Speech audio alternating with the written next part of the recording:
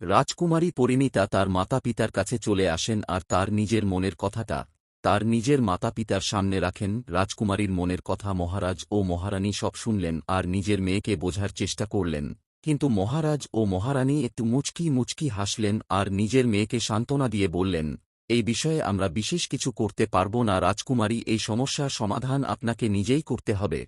আমরা এই বিষয়ে কি বা করতে পারি? এরপর মহারাজ মহারানীকে বললেন, চলুন মহারানী, আমাদেরকে মন্দিরে যেতে হবে মেয়ের বিবাহের জন্যে।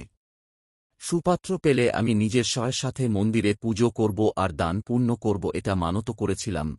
মহারানী, এই কাজে আপনাকে আমাকে সাহায্য করতে হবে, চলুন তাহলে মন্দিরে যাওয়া যাক। রাজকুমারী বারবার তার পিতাকে আর মাতাকে ডাকতে থাকলেন, কিন্তু মহারাজ ও মহারানী মেয়ের কোনো কথা না শুনে মন্দিরের দিকে রওনা দিলেন।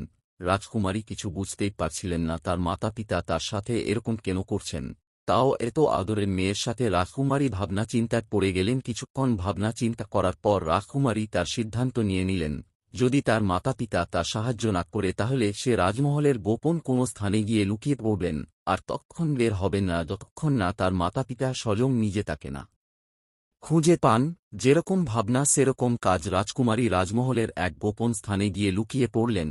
মহারাজ মহারানী ওদিকে তাদের দায়িত্ব পালন করছেন, মন্দিরে পুজো দিয়ে গরিব প্রজাদের অন্ন আর বস্ত্র বিতরণ করছেন, আর ওদিকে রাজকুমারীর সাথে আশ্চর্য ঘটনা ঘটতে চলেছিল গোপন কুঠুরিতে, যার ফলে তার জীবন সম্পূর্ণ পাল্টে যেতে চলেছিল।